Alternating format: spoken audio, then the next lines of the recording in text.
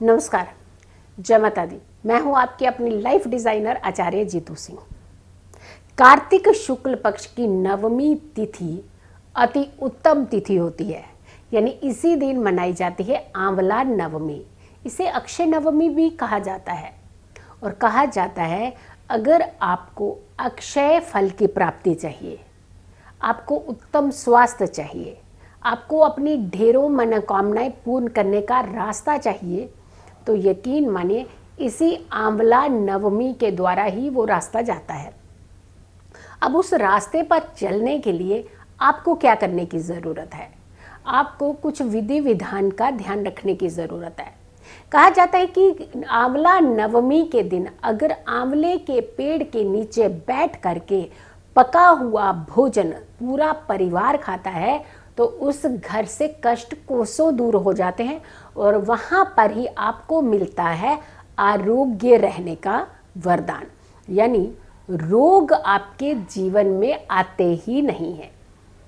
और ऐसे में अगर आप विधि विधान से कुछ चीज़ों का ध्यान रख लें, आंवला नवमी के दिन खास करके कहा जाता है कि आपको स्नान जो है वो सूर्य उदय के पहले का ही लेना चाहिए, यानी जब सूर्य उदय हो तो आप शयन कक्ष में नहीं, पूजा स्थान में होने चाहिए। आप शयन कक्ष में निद्रा के रूप में नहीं होने चाहिए, आपके जागते रहने का प्रतीक प्रमाण होना चाहिए, यानी आप जागेंगे तभी तो अपने जीवन में बहुत सारी खुशियां पाएंगे। और एक अमूमन सी भी बात है कि ज़्यादा देर तक सोने वालों की ज़िंदगी में कष्ट ज़्यादा होते हैं, रुकावटें ज़्यादा होती हैं, उनकी ज़िंदगी में अचीवमेंट उनसे दूर जाती हुई दिखती है। तो तभी कहा जाता है कि सूर्य उदय से पहले का उठना और सूर्य उदय से पहले का स्नान आपको निरोगी काया तो देता ही है, आपके जीवन में सुकून के पल भी देता है और तरक्की ऐश्वर्य भी देता है। आंवला नवमी के दिन आपको सूर्य उदय से पहले ही उठना है और सूर्य उदय से पहले का ही स्नान करना है। उसके पश्चात आपने अपने घर को पूरी तरह से स्वच्छ करना है, यानी सात्विक रखना है। सात्विक रखने के साथ साथ शुद्धता का भी खास ध्यान रखना है। और उसके पश्चात आपने अपने घर के अंदर जो अन्न योग भोजन बनाना है वो भी सात्विक ही होना चाहिए। फिर आती है बात कि इसकी पूजा और विधि विधान से आपको मिलता क्या है।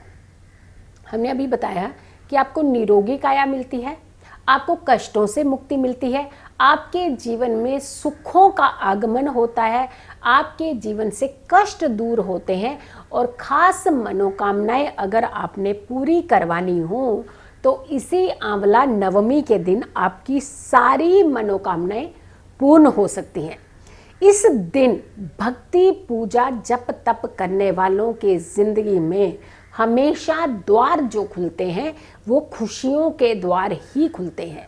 आंवला नवमी के दिन अगर कहा जाता है कि जैसे हमने बताया कि पेड़ के नीचे बैठ करके भोजन पकाना चाहिए, लेकिन आजकल संभव नहीं हो पाता क्योंकि आजकल तो ऐसे माहौल में हम लोग रहते हैं कि फ्लैट दर फ्लैट ही हमारे जो घर हैं, तो वहाँ पेड़ की गुंजाइश नहीं हो पाती। लेकिन आपको एक बहुत अच्छा तरीका बताने वाले हैं जिससे आप भी इस पूजा से वंचित नहीं रहेंगे। सबसे पहले आपने 31 आंवले ले लेने हैं, ध्यान रखिएगा, मार कीजिएगा, 31 आंवले लेने हैं। टोटल आंवले तो आपने 33 लेने हैं, लेकिन 31 आंवलों से आपने एक उसे पहाड़ की टाइप का रूप बनाना है, यानी एक पर्वत का रूप देना है उसे। आपने जोड़ करके रखिएगा। सहारा ले सकते हैं आप किसी भी चीज़ का जिससे आप उनसे थोड़ा सा चिपका सके, यानी बनाने आपने 31 आंवलों का ही पहाड़ी रूप को ना लीजिए, एक ऐसा पेड़ टाइप का रूप बना लीजिए या पहाड़ का पर्वत का रूप बना लीजिए। और उसके पश्चात 2 आंवले सामने अपने अर्पित करने के लिए रख देने हैं। तो टोटल हो गए आपके 33 आंवले। और कहा जाता है 33 आंवले आपकी ज़िंदगी में बड़ा चमत्कार कर सकते हैं। 33 करोड़ देवी देवताओं का आपको आशीर्वाद मिल सकता है अगर आप इस विधि को पूरी ही विधान से करें, यानी विधि में कोई भी किसी तरीके की चूक नहीं करनी है, अपने तरीके नहीं अपनाने हैं, कोशिश करनी है जो एक सही विधि होती है उसी को ही आपने फॉलो करना है। 33 आंवलों में से आपने 31 आंवलों का आपने पहाड़ या पर्वत या फिर पेड़ का रूप बना लेना है और बाकी बचे 2 आंवले आपने उसी पेड़ के आगे अर्पित कर देने हैं, यानी पूजा कर देनी है। और फिर आता है कि अगर आप इसमें बच्चों को इन्वॉल्व करते हैं तो बच्चों का दिमाग बहुत ज़्यादा तेज होता है। बहुत सारे बच्चे ऐसे होते हैं जो बहुत देर से बोलना शुरू करते हैं। ज़्यादातर बच्चों के पेरेंट्स की खास करके घबराहट शुरू हो जाती है कि हमारे बच्चे जो हैं वो बोलते नहीं हैं, देर से बोलना शुरू होते हैं, ठीक से क्लियर नहीं बोलते हैं। उन बच्चों को ज़रूर अपनी गोदी में अपने आसपास बिठाएं ताकि उन बच्चों को जो एनर्जी मिले, आपके बच्चे उसके बाद से जल्दी बोलना शुरू कर देंगे, ये याद रखिएगा। अब आती है कि आपने पूजा में कोई खास करके चूक नहीं करनी है, यानी एक तो सबसे पहले उस आंवले के सामने आपने 2 स्वास्तिक बनाने हैं और स्वास्तिक बनाने हैं आपने हल्दी या फिर केसर से। उसके पश्चात आपने दोनों स्वास्तिक के ऊपर एक एक चुटकी केसर जरूर डालना है। फिर आती है बात कि आपने 2 आंवले जो सामने रखे हैं, कोशिश करनी है, ध्यान रखिए इस चीज को कि वो जो 2 आंवले हैं वो आपके स्वास्तिक के सेंटर में ही आए, यानी स्वास्तिक से बाहर नहीं निकलने चाहिए वो आंवले। जो 2 स्वास्तिक बनाए वो आंवलों की कंडीशन देख लीजिएगा कि कहाँ आपने उनको रखा है, कहाँ आपने अर्पित किया हुआ है, उसके अकॉर्डिंगली कि एक लेफ्ट तरफ और एक राइट की तरफ 2 स्वास्तिक बना लेने हैं। उसके पश्चात आपने धूप दीप अगरबत्ती जरूर जलानी है और साथ के साथ आपने प्रार्थना जरूर करनी है।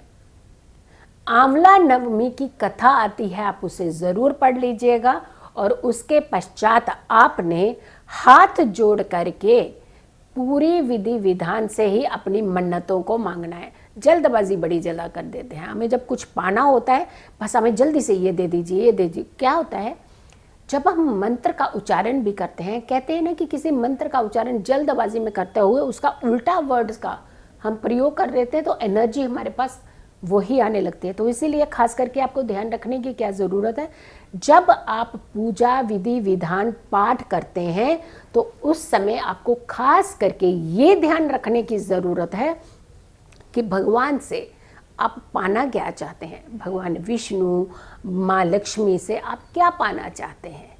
आपने जो भी पाना है उनको क्लियर शब्दों में ही बोलिएगा, क्योंकि शब्दों का हेर फेर होते ही आपकी ज़िंदगी में हेर फेर ही स्टार्ट हो जाता है। फिर हम कहते हैं कि मांगा तो हमने कुछ था, मिल हमें कुछ हो रहा है। भाई मिलेगा वही जो आपने मांगा है। तभी हम कहते हैं कि अपने अल्फाजों के ऊपर खास करके ध्यान देने की ज़रूरत होती है।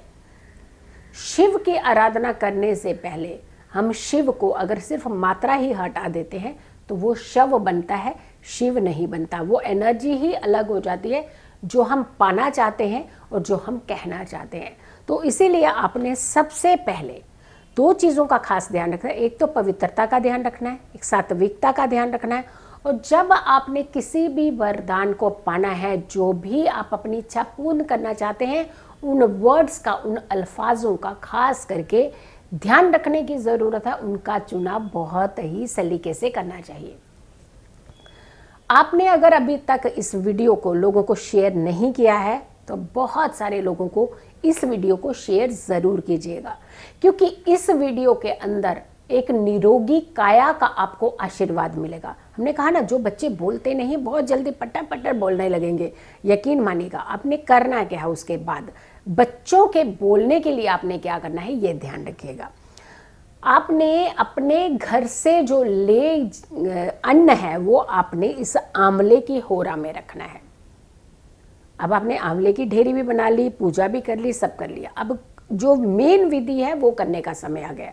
जो आपने सात्विक अन्न बनाया है वो आपने इसकी होरा में रखना है और होरा में रखने के बाद कुछ प्रसाद रूप में चढ़ा भी देना है और बाकी प्रसाद आपने अपने घर में लाना है।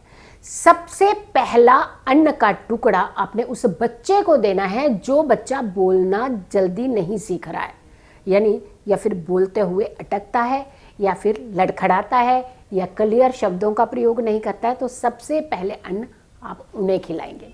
उसके पश्चात ही आप ये अन्न का प्रयोग अपने घर में सबको प्रसाद रूप में कीजिएगा। यकीन मानिए, कोई बीमारी आपको नहीं छू पाएगी, कोई नेगेटिव एनर्जी आपको नहीं छू पाएगी।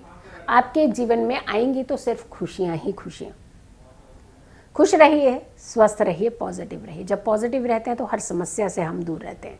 जितना हो सके इस वीडियो को शेयर ज़रूर कीजिएगा, मेरे चैनल को सब्सक्राइब ज़रूर कीजिएगा और ख़ास करके नोटिफिकेशन यानी जो बेल आइकन बना होता है उसे ज़रूर ऑल में कर दीजिए, ताकि आपके पास ऑल वीडियोस मेरी पहुंच जाए, यानी सभी वीडियोस आप तक ज़रूर पहुंच जाए।